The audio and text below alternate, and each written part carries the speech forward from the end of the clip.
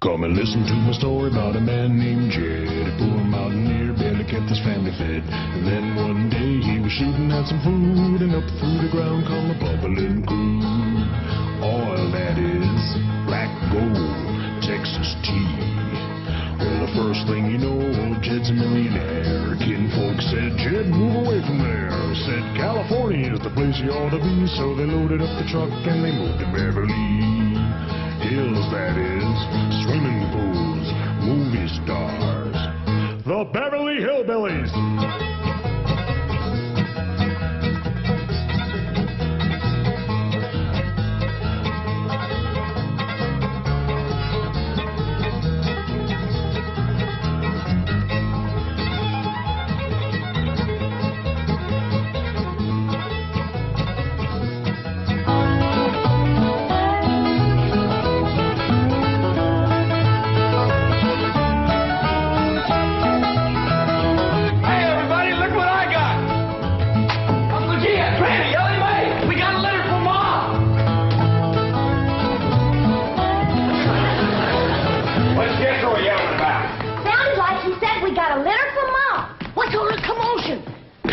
Jethro says Pearl sent us a litter. A litter of what? Did you hear what? No, but I bet you it's kittens. Kittens. Pearl's always trying to give away kittens. Oh, there y'all are. Where's the kittens, Jethro? What kittens? Didn't your ma send us some kittens? Just a minute. No, just a letter. Jethro, how could you think that kittens would... Well, come on, sit down. Let's hear what Pearl's got to say.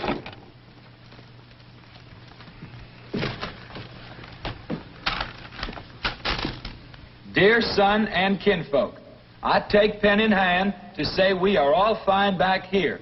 How are you all out there? Just fine, Pearl. That's right. Jethro, I hope you are making good marks in school out there. Ma thinks I'm going to school. Are you in the 5th grade like you would be here?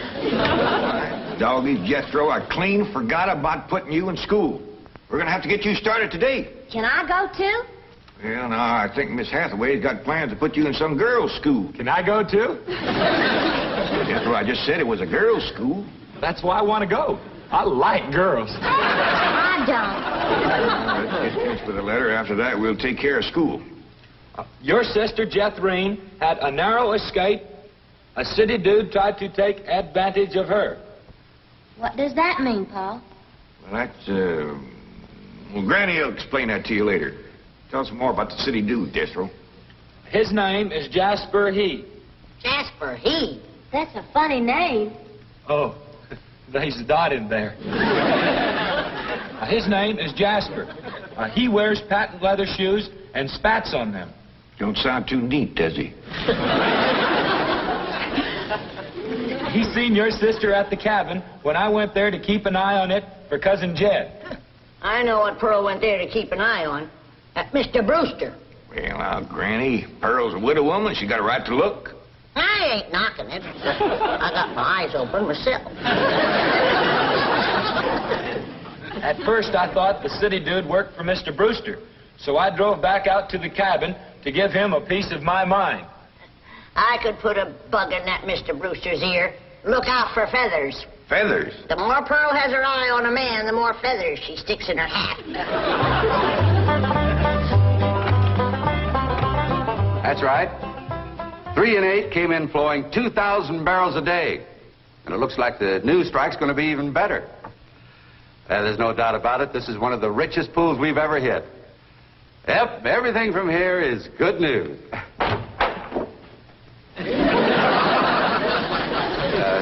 Well, not everything. I'll call you back. Mrs. Bodine, this is a pleasant surprise. Well, thank you. Although you might not think it's so pleasant when you hear what I have to say. Oh? One of them oil fellas working for you has made advances to my daughter. Made advances? Well, what would you call being picked up and carried off by brute force? Well, I'd call that making advances. What's his name? Jasper Depew. Jasper Depew. I ain't seen him myself, but from what Jethro tells me, he's a pretty slick article. Oh, Mr. Brewster, You don't know how hard it is for two girls living alone like Jethro and me. You see, my son Jethro's in California with Cousin Jed, leaving us no man to protect us. I'm a widow woman, you know. I guess wherever you have two unattached girls living alone, there's bound to be trouble. Especially when the girls are the kind that men call lookers. Did you say his name is Depew? Jasper Depew. Calls himself Jazzbo. Oh, Jeff Green says he's a flashy dresser and a fancy talker and drives a sporty car. Regular big city dude. I guess Jeff Green's kind of like me when it comes to tall, handsome city fellas. I'm just putty in their hands. Nope, no one by that name working for OK Oil. You mind if I look? Oh, well, no, go right ahead. I'm bound and determined to find the rascal that trifled with the affections of my sweet, innocent, helpless baby girl. Ma! Jethro, I thought I told you to stay in the buggy. I seen Jasper Depew coming. Here? Yes'm. Oh, well, thank goodness we got Mr. Brewster to protect us. Oh, there he is. Mr. Brewster throwed his arms around me and helped me in his strong embrace. What's an embrace, Paul? Well, that's when folks kind of twine their arms around one another. You mean like wrestling? It's sort of like wrestling, except they ain't mad. It's like wrestling for fun. I reckon you could see that. Then we heard a knock on the door, and we knowed it was Jasper He. Better look for that dot again. Oh, yeah. We knowed it was Jasper. He was there to get Jethrine. Her beauty had set his heart to burning with flamin' desire. What's flaming desire, Paul? Well, Granny will explain that to you later. Well, I'll try. But you're sure counting a heap on my memory.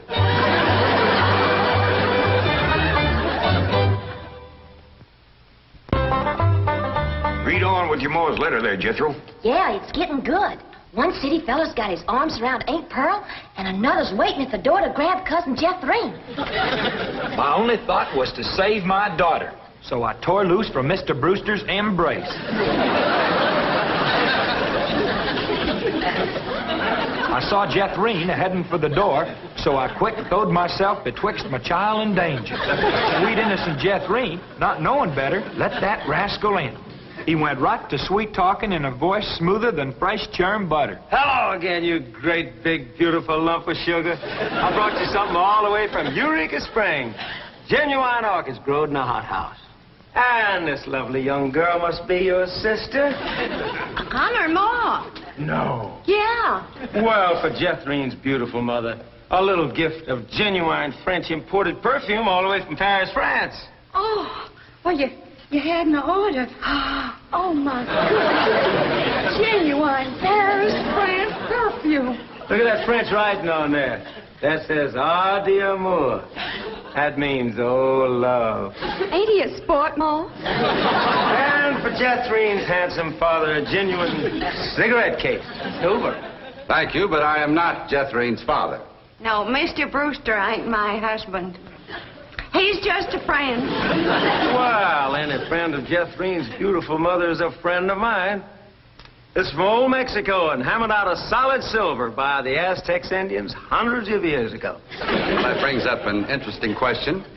Why would the Aztecs make cigarette cases when they had no cigarettes? That is an interesting question.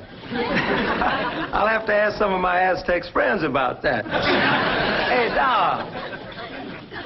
Remember Ain't She Sweet? Well, I've read... Hey, what happened to your orchids? Nothing. I ate 'em already. You mean you ate all them expensive orchids?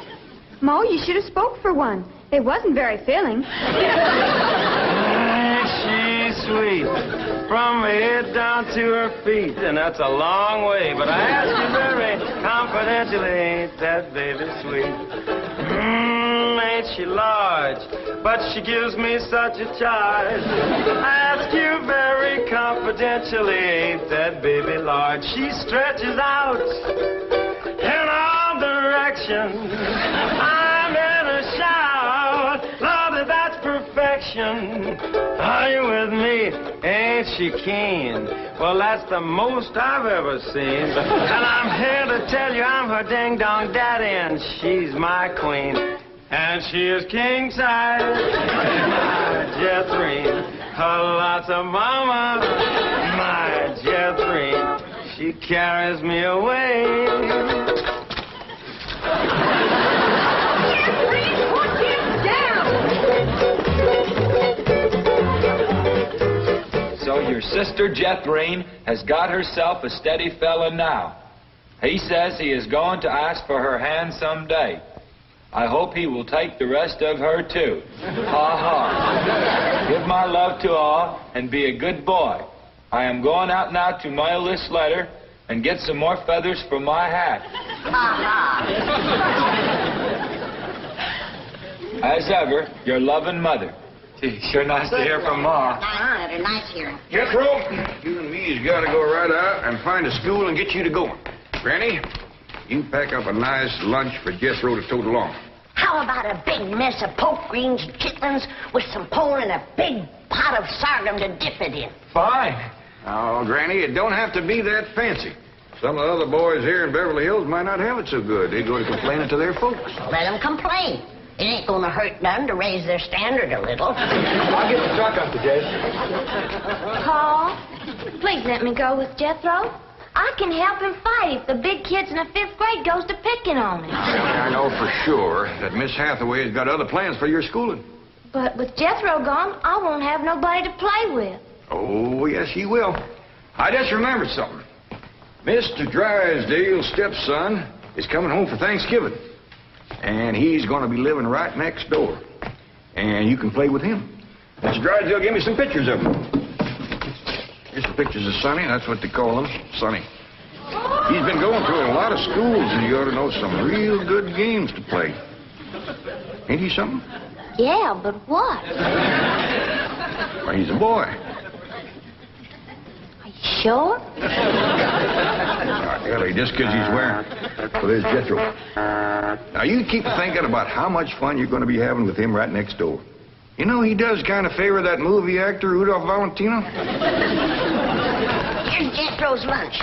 I didn't have time to fix much, but it'll hold him till he gets home from school. I got a real surprise in there. I've been saving it for a special day, and I reckon this is it.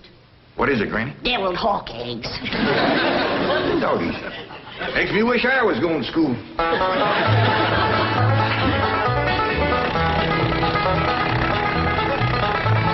School, all right. Millicent, Schuyler, and Potts. I reckon them 3 is the teachers. 3 teachers. Must be awful big school. I'll say. Well, let's go in there and get you started.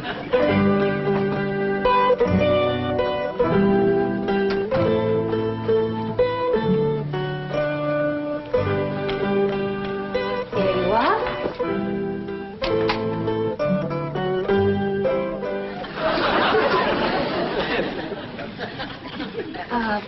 May I help you? Well, reckon maybe you can. Diana, someone has parked a most disreputable-looking vehicle outside my window. Perhaps it was these gentlemen.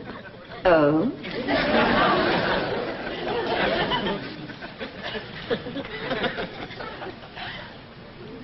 Yes? What is it you wish? Well, I'd like to get my nephew started into school. Here? Yeah, here's all right if you got room for a desk and his lunch basket. My dear man, this is a most exclusive private school. The tuition is quite expensive. Well beyond your means, I'm sure. Does that mean it costs a lot of money? That is precisely what it means. Well, I can pay you if it ain't over $25 million. 25 million? Yes, ma'am, that's all I got. Dollars? Yes, ma'am. In cash. Yes, ma'am. This is obviously a practical joke perpetrated by one of my envious competitors. What is your name? Jed Clampett, ma'am, and this here... And you expect me to believe that you have $25 million? Well, no, not on me, ma'am, but my neighbor, Mr. Drysdale, he's keeping it in his bank for me.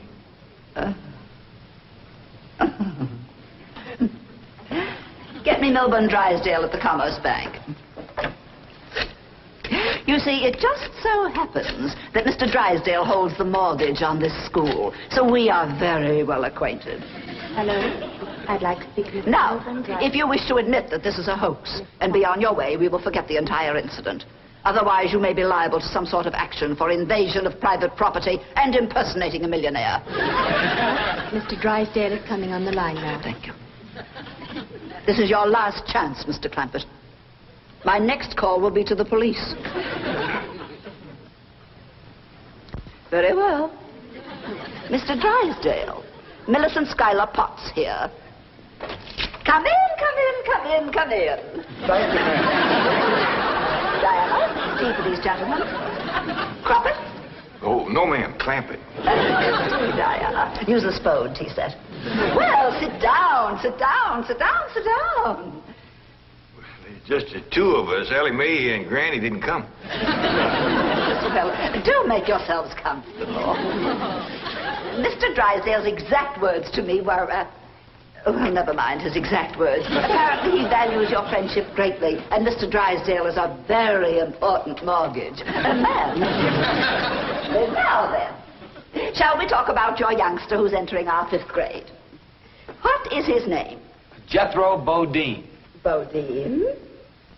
Jethro. No, ma'am. Jethro Bodine. We always put the last name first. Now, male, of course. Yes, ma'am. Just got a letter this morning. Date of birth? December the 4th. Year? No, ma'am. Back home. We only been here a few weeks. Perhaps you should answer the questions for our vital statistics. Now, we need to know the complete birth date, which in turn gives us the exact age. Now, we have December 4th, and judging from the fact that your nephew is entering the 5th grade, I would surmise that the year is 51 or 52. Am I correct? Oh, Jethro ain't near that old. And in the 5th grade? Why, that's wonderful. Well, perhaps we have a budding genius on our hands. Archie! I'll pour. Oh, Diana, I'd like you to bring me one of our boys' uniforms to show these gentlemen. A 5th grade size. No, on second thought, you'd better make it 3rd grade. He's younger than average. We require that all of our students wear identical uniforms. It makes for less friction that way. Otherwise, the boys of millionaires are apt to be taunted by the really rich. I bet you Jethro will look right good in a uniform. He can't wait to be a soldier. Oh, yes, many a young lad is like that. However, our uniforms do not reflect any militaristic design. No, rather, we strive for something gay, attractive, and smart. Oh, there you are. Charming, isn't it? Now, you take this home and have Jethro wear it when he comes to school in the morning.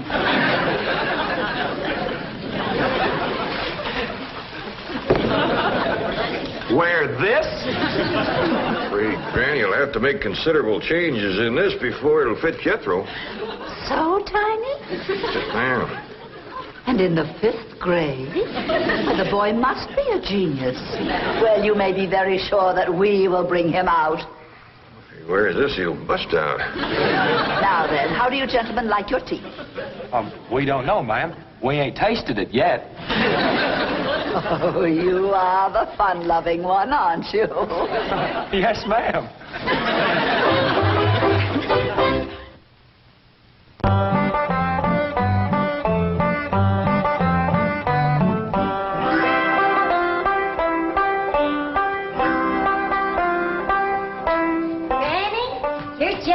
School clothes. You want me to help let them out? Oh, well, thank you, Ellie, but let's see what has to be done. Maybe they fit them already. That's supposed to be a hat? I reckon so. What's that? Well, Jethro said it stands for POTS. Pots? That's the school he's going to. Pot scoop. Hell, he'll be learning a good trade. If there's something folks always needs, it's pots. Jethro can make you some dandy new ones once he catches on to it. Miss Sam Hill is supposed to wear that. Well, Jethro, I reckon. Jethro couldn't have wore that at 3. Paul said it'd take some letting out. Letting out? There ain't enough seams in the whole world to let that out. How's it going, Granny? Are you getting my uniform already? Jethro Bodine? No, Granny. Over to school, it's Bodine Jethro. Ellie Mae, leave the room. Ain't you got no shame running around here in your underpants? Granny, these ain't underpants. They swimming trunks. You wrap that towel around you before I cut a switch. But, Granny, Miss Hathaway says... I don't care who says what. I'll be glad when your ma gets out here to take you in hand and to make you some school clothes. These things ain't never gonna fit. But, Granny, I gotta have these in the morning. It's a rule. All us kids over there's gotta wear these. And that coat, too. Yeah. I sure wish your ma was here with her sewing machine. Pearl's a whiz at making clothes. Now that you're going to be keeping company with Jazzbo Depew, you're going to need some nice clothes. I like the little fella, Ma. I'm glad, Jeffrey. But you got to stop picking him up all the time. He ain't heavy. That ain't the point. It don't look fitting for a girl to run around carrying a fella. All right. I won't pick him up anymore till we get married. Why would you pick him up then? To carry him over the threshold. You ain't supposed to carry him. He's supposed to carry... No, that's ridiculous. I declare, I don't know how I'm going to keep you in clothes the way you're shooting up. I start a new outfit, and by the time I get it stitched together, you've outgrown it. My new shoes is already too tight for my feet. Oh, them feet. If they get any bigger, you're going to have to go outside to turn around. My feet ain't as big as Jethro's. Well, of course not. He's a boy. Just think, your brother Jethro's going to school in Beverly Hills, California. Yeah. I'm homesick for to see him, Ma. Me too, Jethro. I'll bet your rich Uncle Jed has Jethro duded up like one of them actors in movie pictures.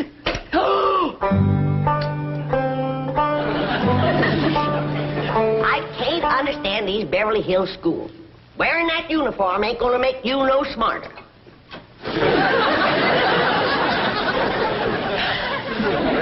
Miss Potts said I had to wear it this morning. And she's the boss teacher.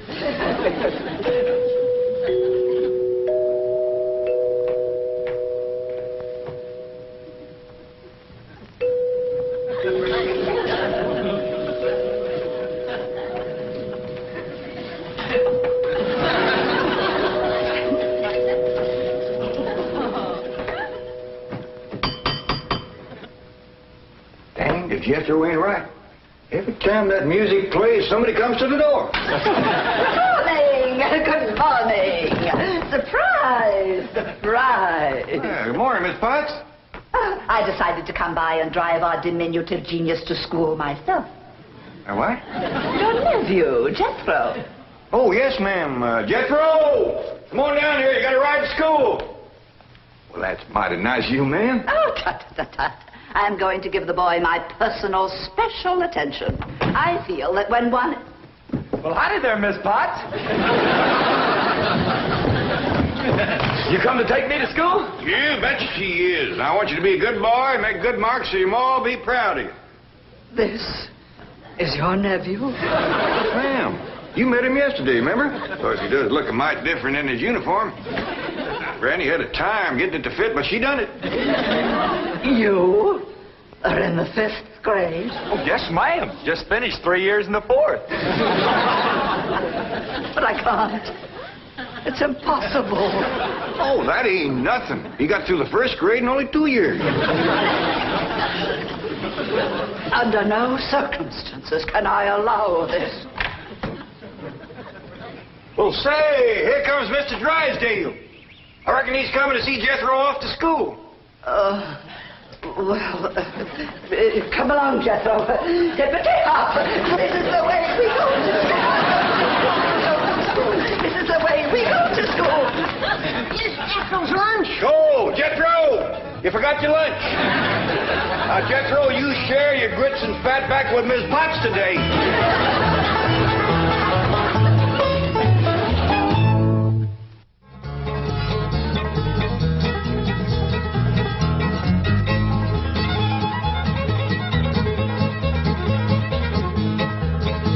Well, now it's time to say goodbye to Jed and all his kin. They would like to thank you folks for kindly dropping in. You're all invited back next week to this locality to have a heaping helping of their hospitality. Hillbilly, that is. Said a spell. Take your shoes off.